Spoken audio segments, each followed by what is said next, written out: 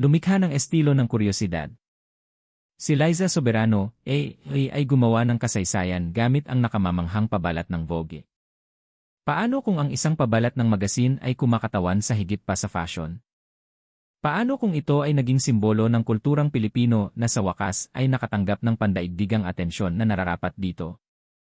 At paano kung ang isang animated na pelikula ay maaaring magpabago sa paraan ng pagtingin ng mundo sa alamat ng Pilipinas magpakailanman? Ngayon, pag-uusapan natin ang isang makasaysayang milestone na kinasasangkutan ni Liza Soberano, ang Grammy-winning artist na si DreamWorks Animation, at isang pabalat ng Vogue Philippines na pinag-usapan ng lahat. Ngunit marami pang iba sa likod ng mga nakamamanghang larawang ito kaysa sa nakikita ng mata. Manatili hanggang sa huli dahil ang mga emosyonal na kwentong ibinahagi ni Liza at ay nagpapakita kung bakit ang Forgotten Island ay maaaring maging isa sa pinakamalaking pelikulang Pilipino na nagawa. Iyan ay pabalat ng Vogue ay nakakuha ng atensyon ng lahat. Ilang araw bago ang pinakahihintay na paglabas ng Forgotten Island ng DreamWorks Animation, ang kasabikan ay umabot sa isa pang antas matapos ilabas ng Vogue Philippines ang espesyal nitong edisyon sa Agosto 2026. Agad na naging mainit na paksa ang pabalat online. Nanguna sa pabalat ay walang iba kundi sina Liza Soberano at ang Grammy Award-winning Filipino-American artist na si dalawang pandaigdigang Pilipina na nagsasama-sama sa tinatawag ng maraming tagahanga bilang isang minsanang kolaborasyon sa isang henerasyon. Ang issue ay may makabuluhang temang maligayang pagbabalik, bituin ng Pulse Fam Philippines, ang iyong paunahing mapagkukunan para sa pinakabago at pinakamainit na balita sa libangan sa bansa. Mga hindi nabanggit na kwento, ang mga ugat na naghahatid sa atin pauwi. Ang mga salitang iyon lamang ay pumukaw ng kuryosidad. Bakit mga hindi nabanggit na kwento? Ano ang nagpapaiba sa proyektong ito sa lahat ng napanood na natin noon? Higit ay isang pelikula. Ayon sa Vogue Philippines, ang mga manonood na Pilipino ay gumugol ng mga dekada na lumaki kasama ang mga dragon, troll, wizard, at mahiwagang nilalang mula sa iba't ibang bansa. Ngunit nakakagulat. Maraming mitolohiyang Pilipino ang nanatiling nakatago sa loob ng mga lokal na komunidad at mga tradisyong pasalita. Ngayon, binabago ito ng DreamWorks. Sa unang pagkakataon, ang alamat ng mga Pilipino ay nasa sentro ng entablado sa isang pangunahing pandaigdigang animated na tampok. Ang mga nilalang tulad ng maalamat na manananggal ay sa wakas ay nakakakuha ng atensyon sa buong mundo. Hindi lamang ito basta isang pelikulang pantasya. Ito ay tungkol sa pagpapakilala ng mitolohiyang Pilipino sa milyon-milyong manonood sa buong mundo. At iyon pa lamang ay ginagawang isang makasaysayang proyekto ang Forgotten Island. Ipinagdiriwang ng mga tagahanga ang makasaysayang sandali. Tulad ng inaasahan, binuha ng mga tagahanga ang social media ng pananabik. Marami ang hindi napigilang purihin ang eleganteng pabalat ng Vogue. Komento ng isang tagahanga. Ang pabalat ng Vogue na yon, halik ng chef. Napakalakas ng Filipino swag na dapat ay may kasamang visa waiver. Sumulat ang isa pa. Ang mga kwentong ikinukwento natin na dapat nating tandaan. Habang ang isa naman ay bumulalas. Dalawang reyna, sina Liza at Ang nakakamanghang tugon ay nagpapatunay kung gaano kahalaga ang naging kolaborasyong ito para sa mga Pilipino sa lahat ng dako. Personal na koneksyon na Liza Soberano. Isa sa mga pinakamalaking sorpresa mula sa panayam sa Vogue ay nagmula mismo kay Liza. Inihayag niya na ang kanyang karakter, si Reysa, ay sumasalamin sa mga bahagi ng kanyang sariling buhay. Umalis si Reysa sa Pilipinas upang ipagpatuloy ang kanyang pag-aaral sa ibang bansa. Ito ay isang paglalakbay na lubos na nauunawaan ni Liza. Ibinahagi niya na habang ne-record ang pelikula, pakiramdam niya ay kinukuha niya ang isang napaka-personal na kabanata ng kanyang sariling mga karanasan. Ang kanyang mga emosyon ay natural na dumaloy sa karakter. Ang pagiging tunay na iyon ay maaaring maging isa sa mga pinakamalaking kalakasan ng pelikula. Minsan, ang pinakamahusay na pagganap ay nangyayari kapag hindi kailangang magpanggap ang mga aktor. Isinasalaysay lamang nila ang mga piraso ng kanilang sariling kwento.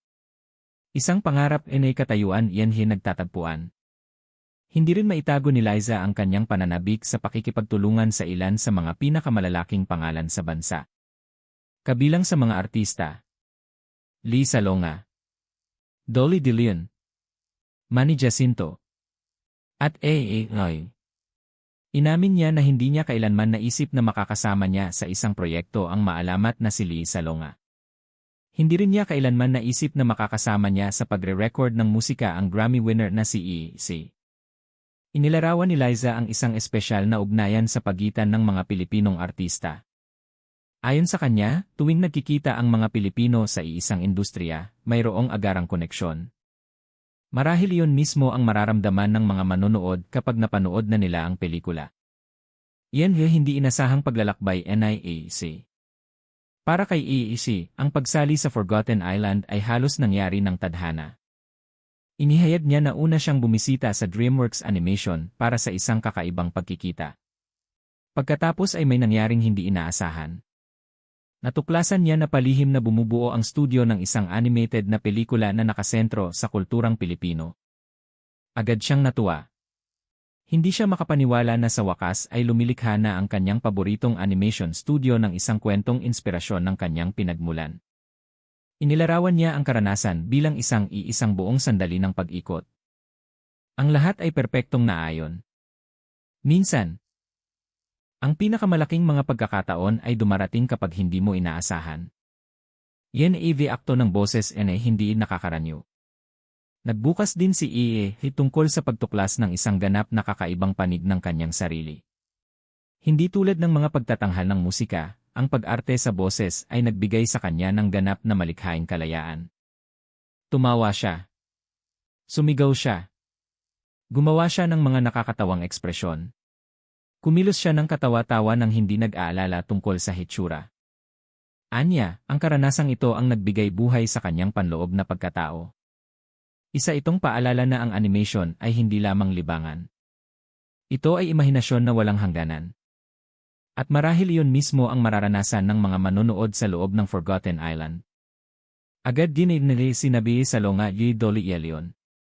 Ibinahagi rin ng mga veteranong aktres na sina Lee Salonga at Dolly De Leon kung bakit halos walang pag-aalinlangan ang pagtanggap sa proyekto. Inamin ni Dolly na karaniwan niyang hinihiling na basahin ang bawat script bago tanggapin ang anumang papel. Ngunit sa pagkakataong ito, hindi niya ginawa. Simple lang ang mga dahilan. Una, ito ay DreamWorks Animation. Pangalawa, buong pagmamalaking ipinagdiriwang ng pelikula ang kulturang Pilipino. Iyon lamang ang nakakumbinsi sa kanya. Ibinahagi ni Lee Salonga ang magkatulad na damdamin. Ipinaliwanag niya na ang isang partikular na kwentong Pilipino ay hindi pa naipakita ng ganito noon. Para sa parehong premyadong aktres, ang Forgotten Island ay kumakatawan sa isang bagay na mas malaki kaysa sa isa pang proyekto sa pag-arte. Ito ay isang pagdiriwang ng pagkakakilanlan. Iyan ni Forgotten Island. Sinusundan ng kwento ang matalik na magkaibigan. Joe. Binoses ni A.A. At Reza. Binoses ni Liza Soberano. Magkasama silang na-stranded sa mahiwagang isla ng Nakali. Ngunit ang pagtakas ay hindi magiging madali. Ang pag-uwi. Maaaring kailanganin nilang isakripisyo ang isang bagay na walang katumbas. Ang kanilang pinakamahalagang alaala.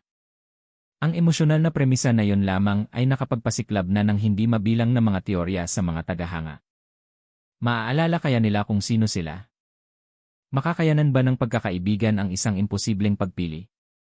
O ang tahanan ba ay magkakaroon ng ibang kahulugan sa huli? Malalaman natin sa lalong madaling panahon. Isang bagong panahon para sa pagsasalaysay ng Pilipino. Para sa maraming manonood, ang pelikulang ito ay kumakatawan sa isang bagay na mas malaki kaysa sa libangan. Hudyat nito ang pagdating ng mga kwentong Pilipino sa isa sa pinakamalaking entablado ng animation sa mundo. Sa halip na panoorin lamang ang ibang mga kultura na nagkukwento ng mga mahiwagang alamat.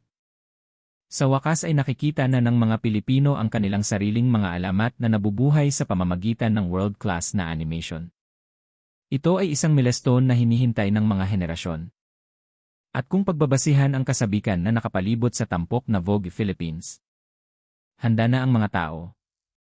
Habang naghahanda ang Forgotten Island para sa paglabas nito sa sinehan sa Pilipinas sa Setyembre 23, patuloy na lumalaki ang pananabik. Kasama ang isang hindi kapani-paniwalang cast. DreamWorks Animation sa likod ng proyekto. Isang makabuluhang pagdiriwang ng pamana ng mga Pilipino. At isang nakamamanghang pabalat ng Vogue Philippines na nakagawa na ng kasaysayan. Maaaring ito ay maging isa sa pinakamahalagang animated film na nakasentro sa mga Pilipino na nalikha. Ngunit ang pinakamalaking tanong ay nananatili. Magiging pandaigdigang tagumpay ba ang Forgotten Island na sa wakas ay magpapakilala sa mitolohiyang Pilipino sa buong mundo? Malalaman nating lahat ito sa lalong madaling panahon. Ano ang iyong mga saloobin tungkol sa makasaysayang pabalat ng Vogue Philippines ni Liza Soberano at A?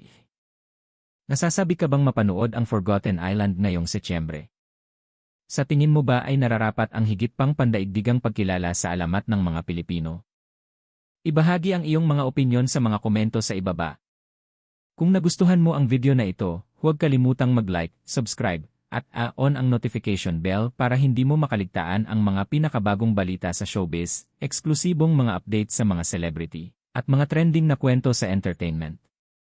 Salamat sa panonood at magkikita tayo sa susunod na video.